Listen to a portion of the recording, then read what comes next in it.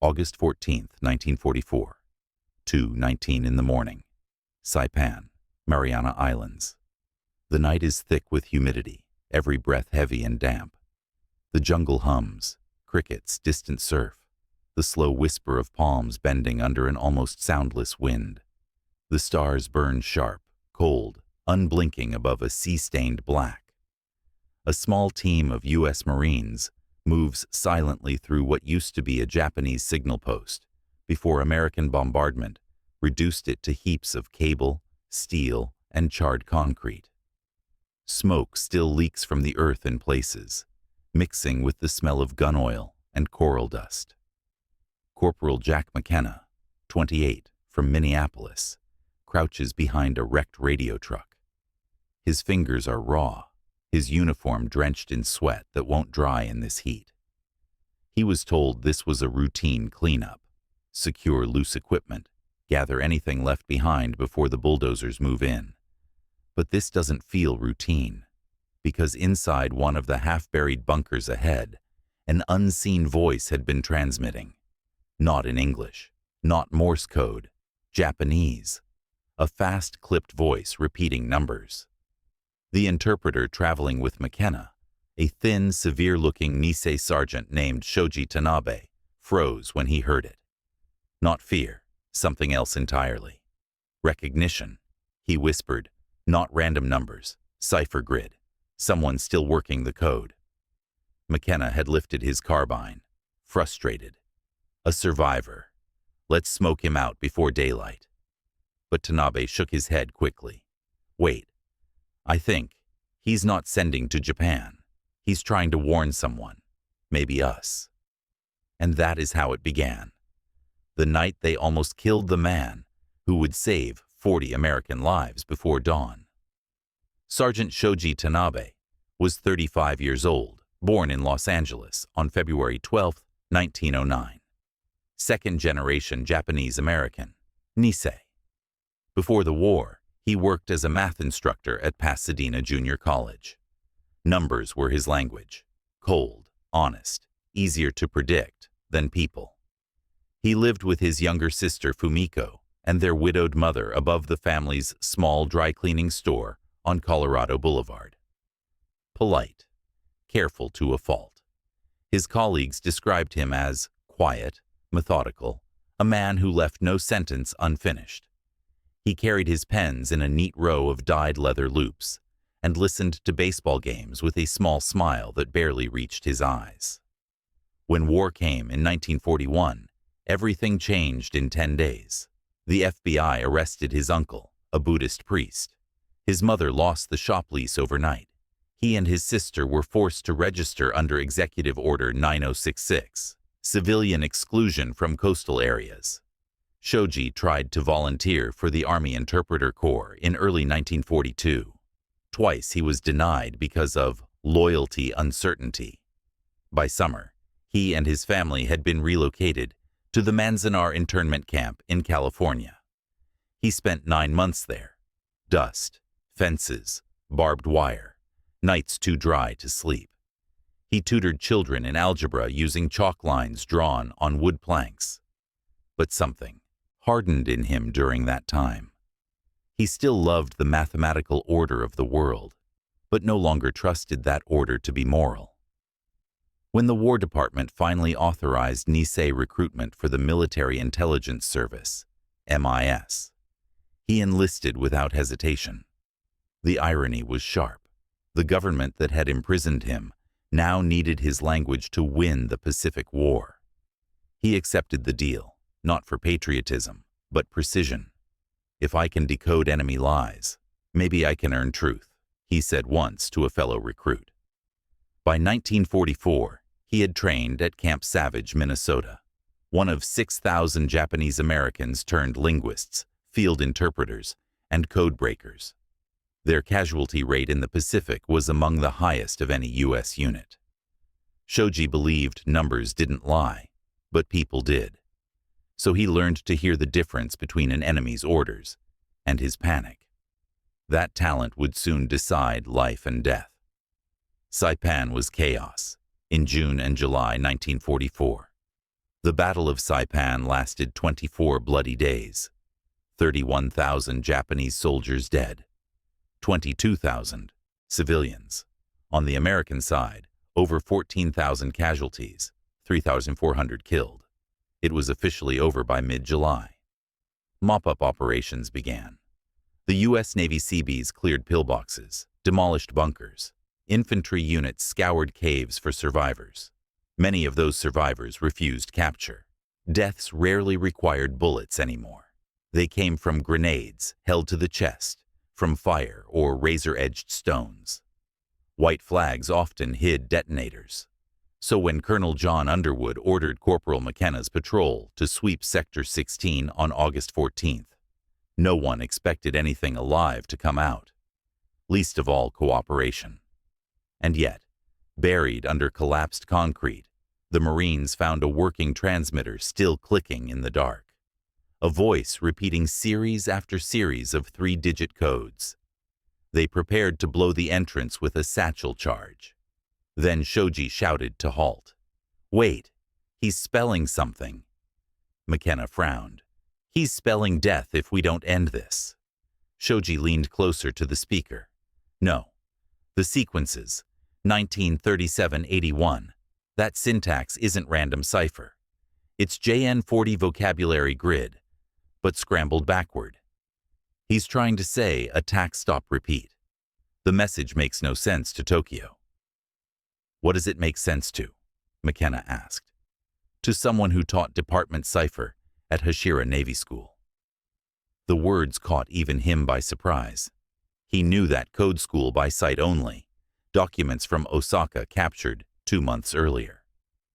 Shoji adjusted the frequency dial, tuned inward. "He's addressing us."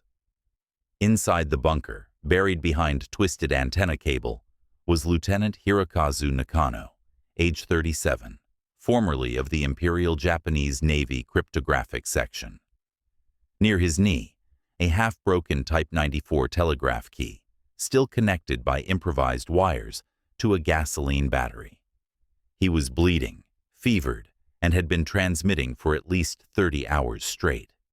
His signal had ricocheted through abandoned relay stations until someone intercepted it. Shoji's team. In his delirium, Nakano believed he was finishing a final duty, warning Americans about a hidden detachment of Japanese holdouts planning a suicide counterattack at dawn. 40 men, led by an old commander who refused surrender, Lieutenant Commander Mori. They were dug into a canyon 2 miles north, armed with leftover Type 97 mortars and demolition cords. Nakano had overheard their plans. When he confronted Mori days earlier, he was branded a traitor. They left him wounded and trapped in the bunker. Still, he saved his strength for one final transmission. But how do you warn the enemy in their language? So he coded it backwards, using elements of JN40 grid, likely known to captured cryptanalysts. A message meant not for Tokyo, but for interpreters. Whoever decoded captured Japanese signals for the U.S. Shoji realized what he was hearing. This isn't sabotage. It's surrender written as numbers. Yet the Marines only heard Japanese voice, repeating nonsense.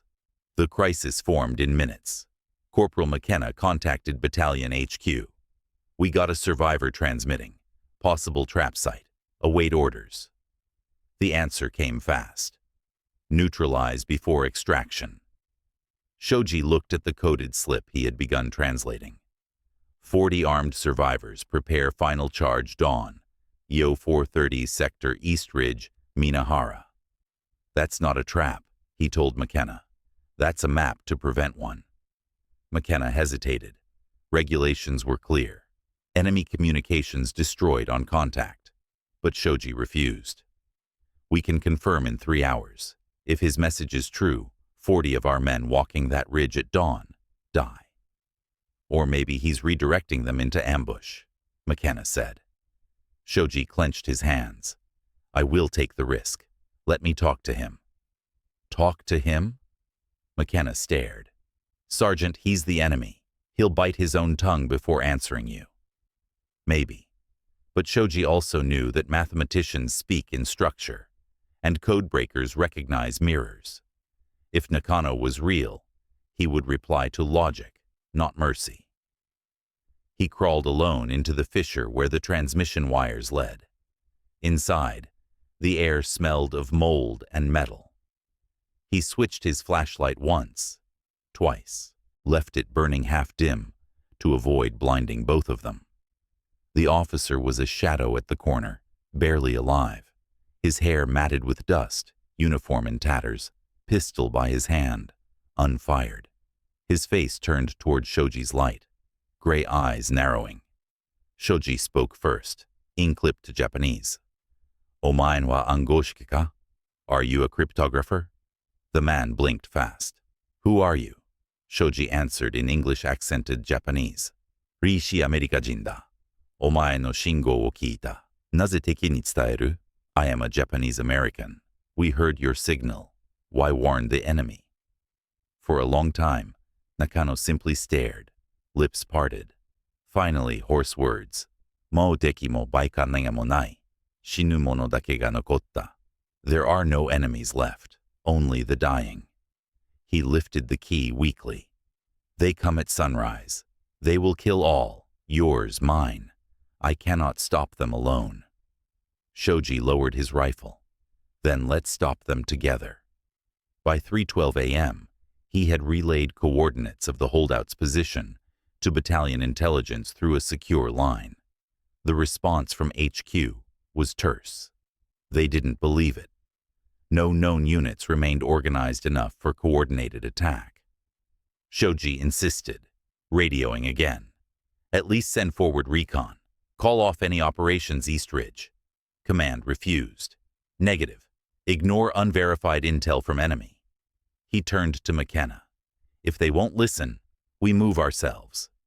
Sergeant, that's unauthorized, McKenna warned. I know. He gathered the 5 men from the patrol. If I'm wrong, court-martial me tomorrow. If I'm right, then we stop 40 men from dying today. They followed silently, because sometimes conviction sounds less like courage and more like exhaustion. At 4:05, the Marines reached the Minahara Ridge. Mist rose out of gullies, thick and silver, erasing lines of sight. Shoji crawled ahead, scanning with field glasses. Between the palms below, he spotted thin wires, nearly invisible, trip lines linked to buried grenades. He whispered, Jesus. And then, he was right. 2 minutes later, as the first faint streaks of orange broke along the horizon, shapes emerged in the fog. Japanese soldiers wearing shredded uniforms, their faces painted in ash. They carried explosives strapped to their torsos, a final suicide charge. McKenna exhaled a curse. Your man wasn't lying. Shoji's voice hardened. Then we have 10 minutes. They split their team. 2 men flanking downslope, 1 retrieving mortars from their pack. Shoji carried Nakano's coordinates sheet and used it to calculate range under pressure. Years of teaching algebra returned like muscle memory. Distance, 220 meters. Elevation differential, 15. Angle 7 degrees. 2 fire adjustments. The first shell hit short. The second cracked open the lead group. The rest scattered uphill, directly into the crossfire from McKenna's men. By 4:38, it was over. 40 enemy troops killed, not 1 Marine lost. The aftermath was quiet, in a way no victory reports mention. They found Lieutenant Nakano's body later that morning. In the bunker, he had bled out from earlier wounds, sometime during the attack. The telegraph key was still clutched in his hand, its final mark half done on paper. Forgive duty. For 3 days, Shoji filed reports that command didn't want to read. Officially, intelligence from enemy source was classified unreliable, so the event went unrecorded, except in field notes. McKenna wrote 1 letter, to his mother. He ended it simply. If we see Christmas, it's because a Japanese man decided not to play by war's rules. When they rotated off Saipan, Shoji carried one souvenir: Nakano's codebook, water-damaged, half-burned, its arithmetic tables still legible. At the Guam MIS outpost that fall, the book's altered ciphers allowed American translators to decode several intercepted naval signals that predicted kamikaze tactics later used at Leyte Gulf. Shoji's analysis saved an estimated convoy of 40 transport ships from ambush. No official commendation mentioned his name. Even when the MIS received a presidential unit citation, decades later, most of its unsung analysts remained unidentified, their contributions lost under secrecy and silence. Shoji didn't seem to mind. In letters to his sister he wrote, "Recognition weighs more than peace of mind can carry. Better to remember that even numbers bleed if you misread them." He was discharged in 1946 as staff sergeant. Returned to California quietly. His mother had died the year before, still in relocation housing. His sister found him a small teaching position at UCLA, mathematical linguistics of all things. Students liked him, soft-spoken, dry humor, a man who wrote equations like poetry. He rarely spoke about the war. When pressed, he would only say, "I met a man whose code I broke and whose humanity I learned." The term "stubborn holdout" began circulating among veterans after a memoir described a Japanese officer who continued signaling even after capture orders. The title echoed ironically around veteran clubs. Few ever knew that this supposed holdout had been the reason they survived. For years, Shoji clipped newspaper pieces mentioning Saipan's final battle, kept them folded in a folder marked errata. When asked what it meant, he smiled. Corrections. Things history forgot to compute. In 1975, a researcher from Tokyo University reached out. He had discovered surviving records from the Imperial Navy's cryptography division. Among them, a personnel file for Lieutenant Hirokazu Nakano. It confirmed his last assignment at Saipan, noted, "Presumed dead, July 1944." Attached, a handwritten remark by an unknown superior. "Zuigo no jinbutsu, ryugiri tomo toraerareru koudon." Final duty, actions possibly interpreted as betrayal. Shoji visited Japan the following spring. He tracked down Nakano's surviving younger brother in Yokohama. They met in a small tea house overlooking the harbor. Neither spoke first for a long while. Only when the sound of trains passed outside did Shoji finally say, "Your brother died saving Americans, but he also saved my faith." The brother nodded, tears unfallen. He was always too stubborn to die for glory. They parted in silence. No handshake, no photo. Some truths travel better wordless. Shoji retired from teaching in 1979, living quietly near Pasadena. Neighbors saw him tending tomatoes, occasionally hosting alumni gatherings. On his study wall hung a framed page of Nakano's last transmission, a string of indecipherable numbers. Beneath it, Shoji had written a translation in English hand. 40 lives spared. One code rewritten. He died in 1985 in sleep, age 76. His papers, cipher charts, notes, letters, were archived posthumously at the Japanese American National Museum. Among them lay a single photograph, a fog-drenched ridge in Saipan, labeled in simple script, where the numbers turned human. For almost 20 years, no one noticed the footnote in a declassified Navy intelligence report, matching his field notes line for line. When historians finally connected them, they calculated that his unauthorized decoding that night had indeed diverted 40 Marines from a doomed assault. Today, at Camp Savage's memorial in Minnesota, one of the glass panels bears his name among hundreds of others. Beneath it, an engraved line reads, "He was called stubborn for questioning an order. They called him Miracle when the bodies never fell. Perhaps Stubborn was right. Stubborn enough to listen when everyone else only heard enemy noise. In the end, Shoji Tanabe's story is not about heroism or rebellion. It is about the ghostly dialogue between two codebreakers on opposite sides of a dying empire.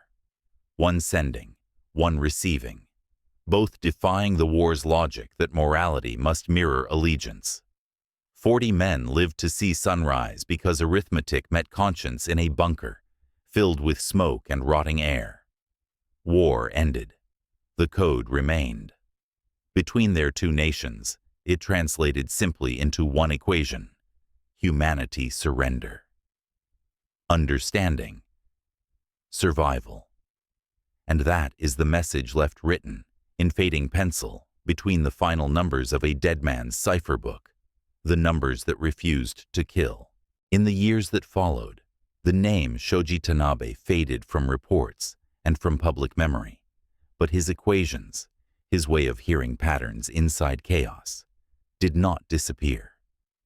They lived quietly inside every signal decoded by the students he trained after the war.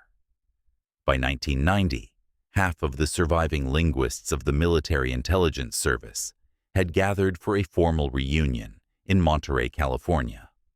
The program listed Professor S. Tanabe, retired, UCLA, among names invited to receive belated recognition for service contributions that remained partially redacted. Of course, Shoji had died 5 years earlier. A silver-haired woman named Fumiko accepted his medal in his place. When the chairman handed it over, she whispered almost shyly, "He would have insisted it belonged equally to a man in Japan." The audience didn't understand. She smiled faintly. He was good at math. He never believed any equation worked unless each side balanced. Later that evening, the conference hall dimmed its lights to show archival film, footage of Nisei analysts at Camp Savage.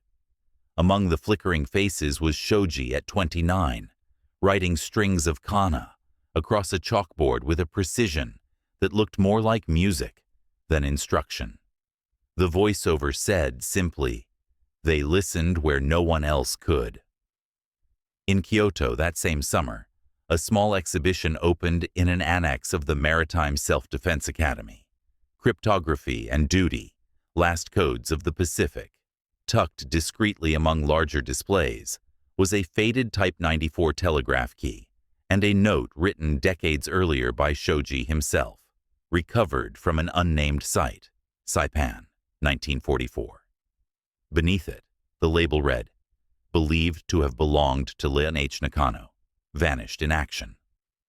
Standing before it one afternoon was a young Japanese naval officer named Itsuki Nakano, the son of the brother who had once met Shoji in Yokohama. He was 32. He read the label silently, throat tight, then leaned closer. The telegraph key had small indentations along the outer casing that looked like fingernail imprints. He thought he could almost see where wear had polished metal smooth. He did not cry, but his reflection in the glass seemed older than his years. Later, he filed a petition with the Defense Ministry to include a supplementary note on the display. It would read, "Last verified transmission, believed to have prevented loss of life on both sides." It took 15 years of lobbying before the approval came, but he kept at it. Persistence was, as he often said, in his family's blood. Meanwhile, in the United States, the archives of the MIS were finally released for academic review.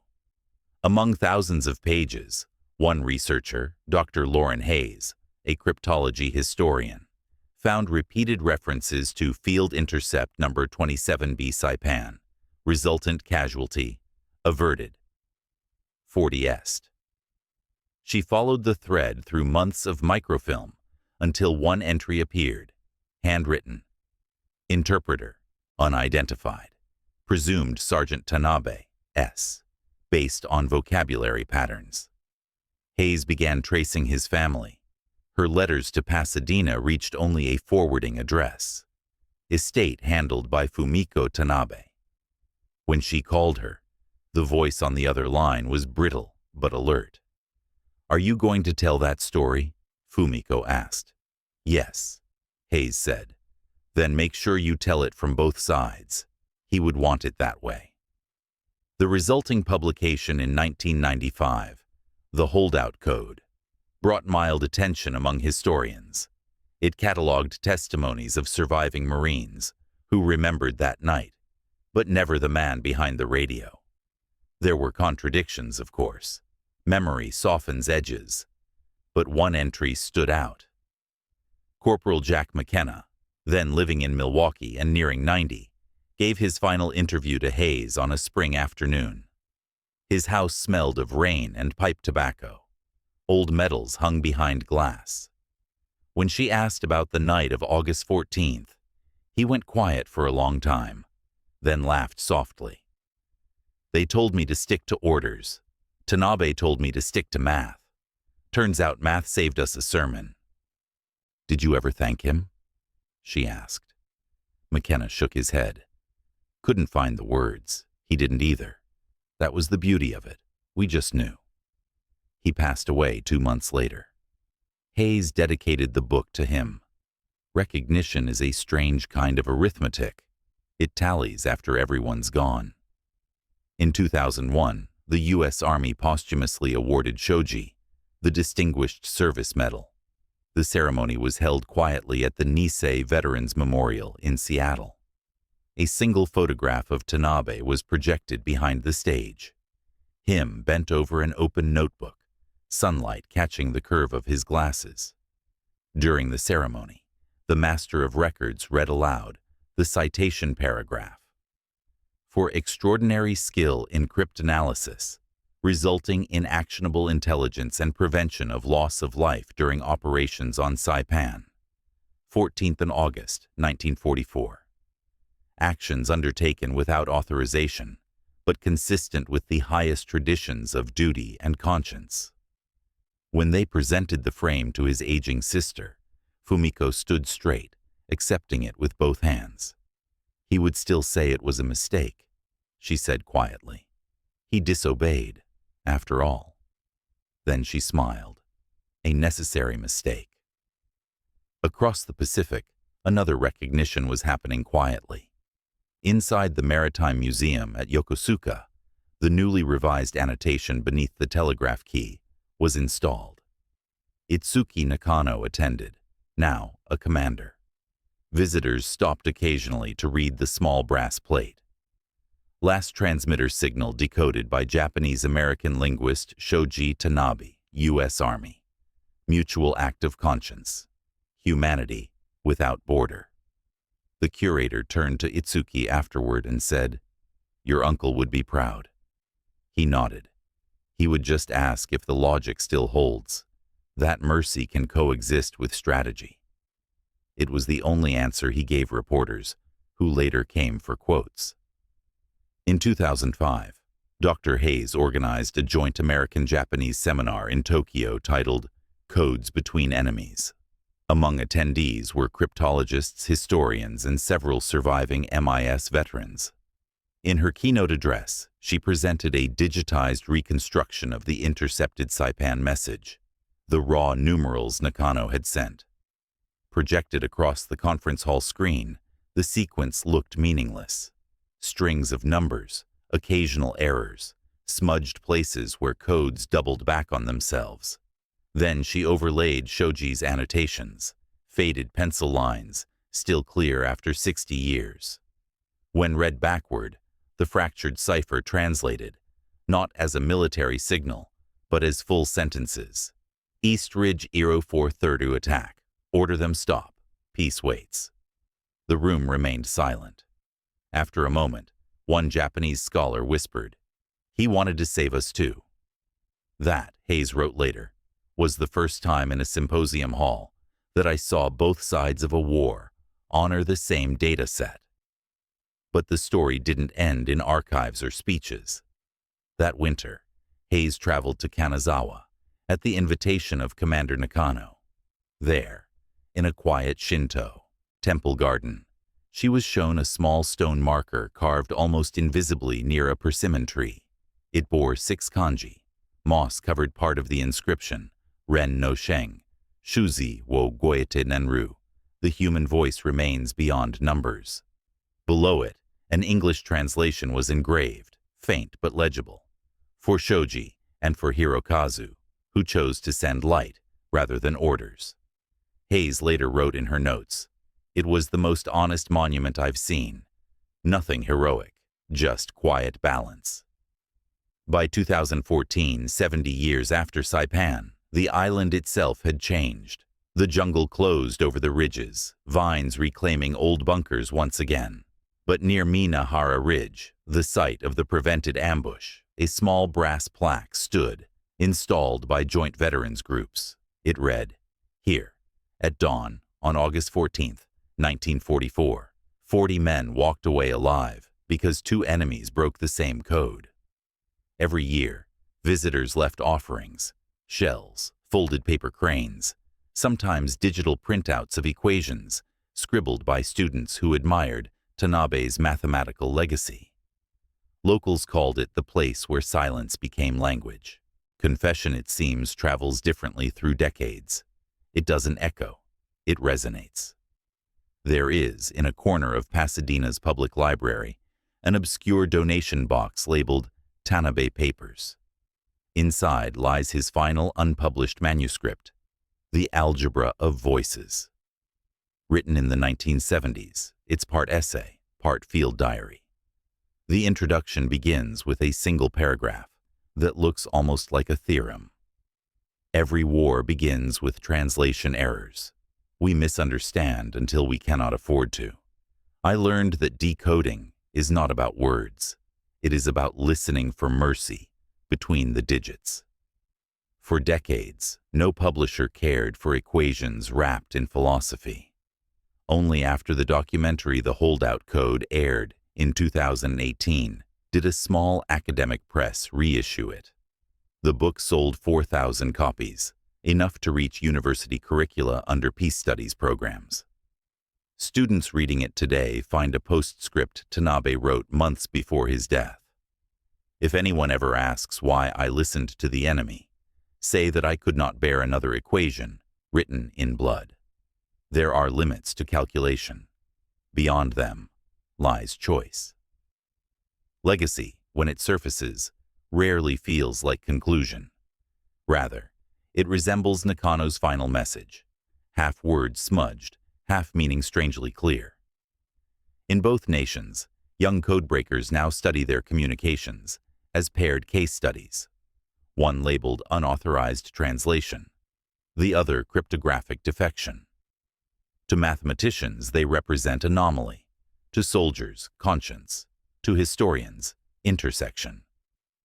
At the Camp Savage Memorial, during its 80th anniversary in 2024, a bilingual plaque was added beneath Tanabe's name. It carries not numbers, but a recursive pattern he once used to teach probability, a spiral of digits that never closes. Beneath it reads, "Shuzi gachi mutokoro, ren yen ga shimaru." Where numbers end, humanity begins. And maybe that is how wars should be remembered. Not only for the orders obeyed, or the codes cracked, or the victories tallied, but for the brief patterns of defiance that rediscover meaning inside structure. The stubborn holdouts who refuse to surrender to logic alone. Because somewhere inside every intercepted signal, every line of static and fear, there remains a chance that one human voice will still choose sense over slaughter. Shoji Tanabe heard that chance beneath a jungle's breath. Night waited with heat, when killing seemed simpler than listening. And a dying officer on the other end of a failing radio answered him back in numbers. That meant, stop. Two strangers proved that sometimes the enemy is merely a language we haven't learned to translate yet. They didn't save the war. They saved a fraction of its noise. 40 beats of silence. Enough to last beyond both of them. And when the radio finally went still, it left behind a truth more precise than any cipher. Mercy, like code, is only broken when shared. And so, the two men, one forgotten signaler and one quiet translator, became part of a story that history almost erased. Yet fragments of their choices lingered, carried not by fame, but by those who studied silence more than speech. In 2025, a small group of Pacific historians and code-breaking enthusiasts gathered in Honolulu for the unveiling of a digital archive called Project Resonance.